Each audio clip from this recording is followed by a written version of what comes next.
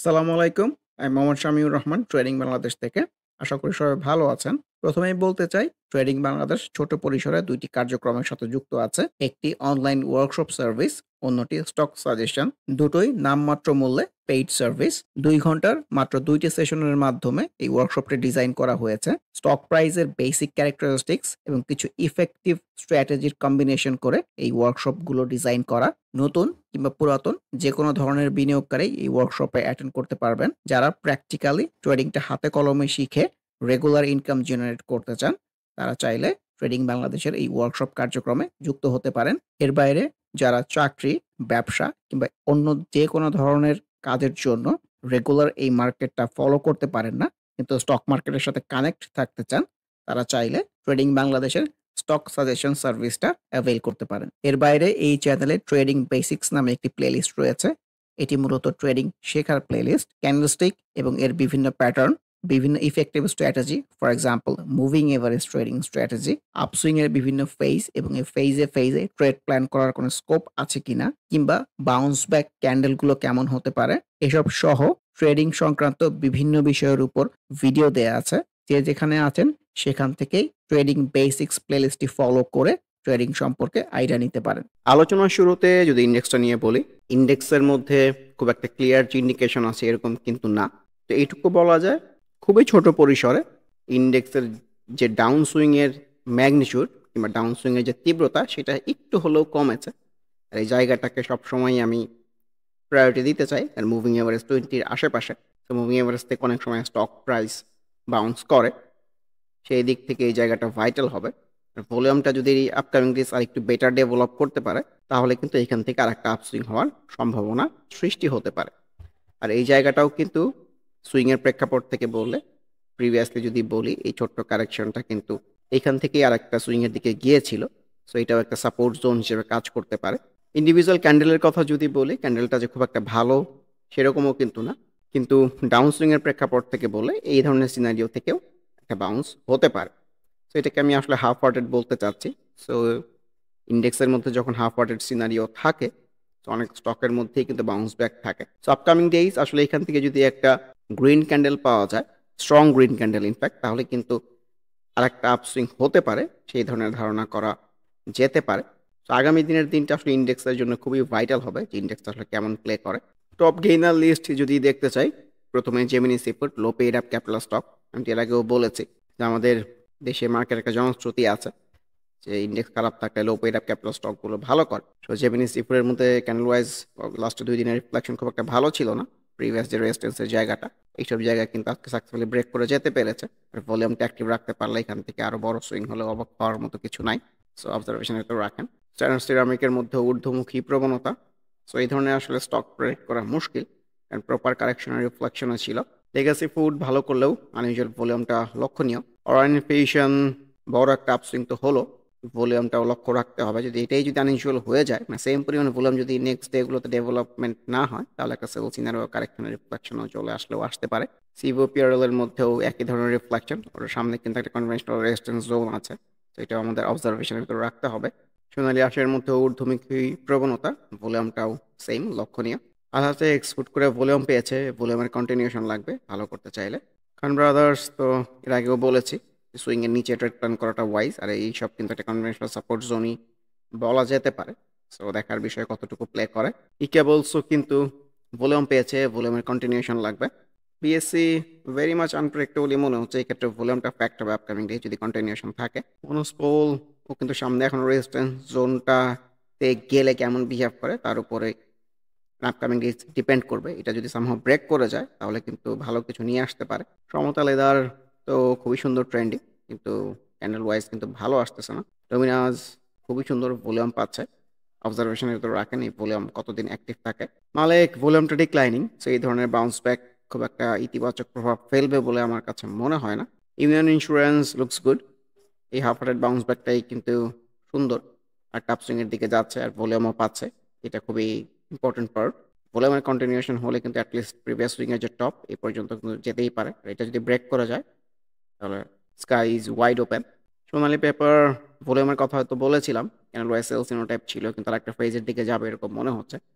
ভলিউমের অ্যাকুমুলেশন দেখলেই আসলে ভালো লাগে, আই সুদিং ইনফ্যাক্ট। সো এটাই দেখতে চাই যে আপসুইংটা আসলে কতটুকু কন্টিনিউ হয়। YPL unusual volume followed by sell scenario.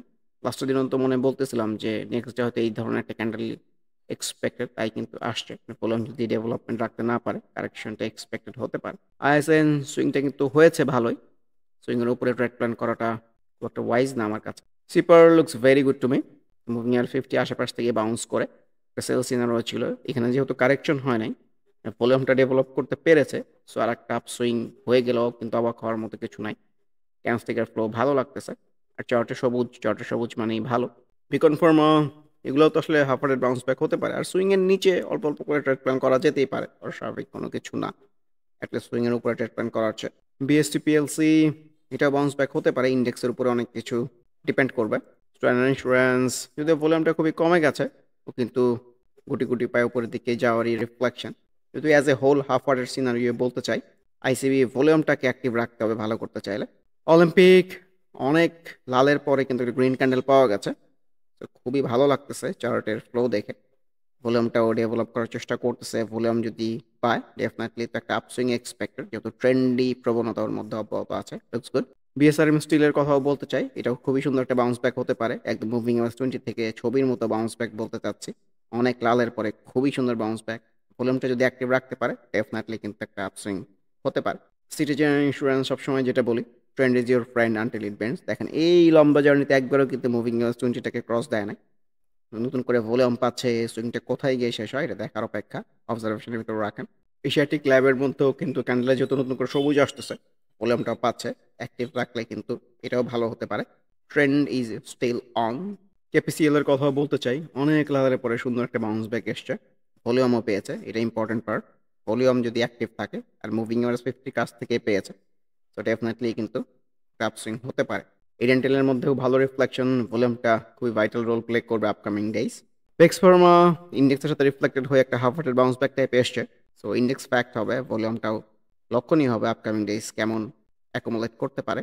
Bank সেক্টরের মধ্যে Dhaka bank great bounce back বলতে চাই, অনেক লালের পরে মুভিং এভারেজ 50 থেকে বাউন্স ব্যাক পেয়েছে। Looks very good to me. Volume যদি ডেভেলপ করতে পারে আপসুইং তো হলেও হতে পারে। বিএসএম বিএসআরএম স্টিল ভালো করেছে অ্যাজ এক্সপেক্টেড। বিএসআরএম লিমিটেডও মধ্যেও একটা বাউন্স ব্যাক লক্ষণীয়। ভলিউম ডেভেলপমেন্ট লাগবে। আর মুভিং এভারেজ 20-র কথা তো বলতেই চাই, এর আগে ওইখান থেকে বাউন্স করে কিন্তু একটা আপসুইং হয়েছিল, এখানেও সেই বিষয়টা রিপিট হয়ে গেলে অবাক হওয়ার মতো কিছু নাই। বেরিথায় অনেক কারেকশনের পর একটা সবুজ ক্যান্ডেল অবজারভেশনের ভিতরে রাখেন। অরান ফার্মের মধ্যেও half hearted bounce back. EIL moving এভারেজের নিচ থেকে গুটি গুটি পায়ে স্টেবল হওয়ার চেষ্টা করতেছে, ভলিউমটা পাচ্ছে, অবজারভেশনের ভিতরে রাখতে পারেন। বিচ হ্যাচারিসের কথা তো অনেক বলেছি, কিন্তু অল্প অল্প করে কালেকশন করা যেতেই পারে। এসিআর মধ্যেও হাফ হার্টেড বাউন্স ব্যাক আছে, ভলিউমটা লাগবে। ব্যাট বিসির মধ্যেও হাফ হার্টেড বাউন্স ব্যাক, ইন্ডেক্সকে ফলো করতেছে।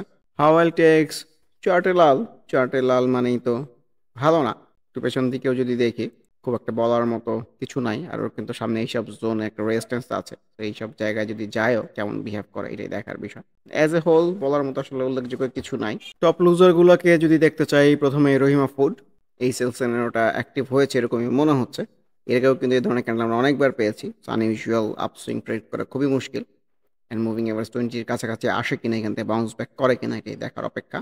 রহিম টেক্সের মধ্যেও রিফ্লেকশন ভালো না, কারণ ভলিউমটা যেহেতু ডিক্লাইনিং হয়ে যাচ্ছে, একটা down swing expected. Bengal Windsor sell scenario followed by correction, নিচে আবার আনইউজুয়াল ভলিউমও ছিল ছবির মতো। এসআইবিএল প্রপার কারেকশন হচ্ছে, অবজারভেশনের মতো রাখেন। কারেকশনগুলাই কিন্তু আপকামিং ডেইসের new trade opportunity. Same goes for Reliance one.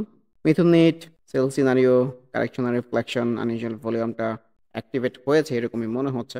SS স্টিলের কারেকশনটাকে অবজারভেশনের ভিতরে রাখতে পারেন। ফার্স্ট প্রাইম মিউচুয়াল ফান্ডও কিন্তু ভালো কারেকশন হচ্ছে, সো কনভেনশনাল সাপোর্ট যেগুলো এইসব জোনে আসলে কিন্তু নতুন করে ট্রেড প্ল্যান করা যেতে পারে। ওয়েম্যাক্স প্রপার ডাউন ট্রেন্ডে চলতেছে, ডাউন ট্রেন্ডে ডাউন সুইং চলতেছে, সো এটাকে অবজারভেশনে রাখতে পারেন। বাউন্স করলে কিন্তু ছোট হলেও একটা আপসুইং হতে পারে। সালভো ভলিউমটা খুবই সুন্দর অ্যাক্টিভ আছে, ইন্ডেক্স সাথে রিফ্লেক্টেড হয়ে এখানেও কিন্তু একটা হাফ হার্টেড বাউন্স ব্যাক এসছে, so let's see. Islam bank reflection ভালো না, চার্টে লাল মানেই কিন্তু খারাপ। সো এখন ক্যান্ডেলস্টিক যদি না বোঝেন সেই ক্ষেত্রে কিন্তু আসলে ট্রেডিং প্র্যাকটিস করাটা আসলে খুবই মুশকিল। ফর এক্সাম্পল ওর কিন্তু সেল সিনারিও আসছিল এই যে এই দিনটা, এই ক্যান্ডেলটা প্রপার সেল সিনারিও ছিল।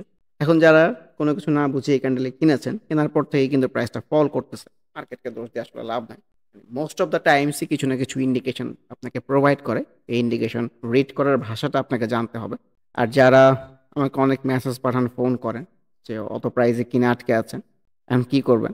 তো তাদের উদ্দেশ্যে বলতে চাই যে আপনি যদি নতুন স্টক কিভাবে সেল বাই করতে হয় এটা যদি না জানেন, সেই ক্ষেত্রে আপনি যে স্টকে আছেন এটা সেল দিয়ে যে অন্য একটা কিনবেন, এটা যে আপনার জন্য ভালো হবে, এটা তো বিষয়টা তো এরকম না।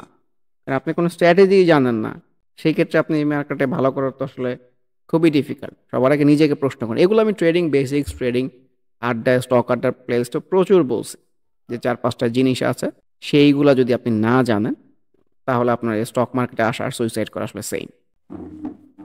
পরিশেষে আবার যদি ইন্ডেক্সটা নিয়ে বলতে চাই, সো ইন্ডেক্সের উপর অনেক কিছু ডিপেন্ডেন্ট হবে আপকামিং ডেইজ। এই বাউন্স ব্যাক কিংবা এই হাফ হার্টেড বলতেছি, খুব স্মার্ট না হলে আসলে আপাতত একটু স্লো যাওয়াটাই উচিত। কারণ এইসব জায়গায় মানে এই জায়গায় যদি বলি আপনার ক্যাশ ফ্রি হওয়া উচিত, এইসব জায়গায় একবার ক্যাশ ফ্রি হওয়া উচিত। কেন সবসময় আগে মার্কেটের ডিসিশন নিতে হবে। আবার এই ক্যান্ডেলের দিন ক্যাশ ইনভলভ করা উচিত। দেন মার্কেটকে ফলো করে মানে আপনাকে অ্যাক্টিভ হতে হবে। আপনি আগে থেকেই মার্কেট যাচ্ছে একদিকে, আপনি যাচ্ছেন আরেকদিকে।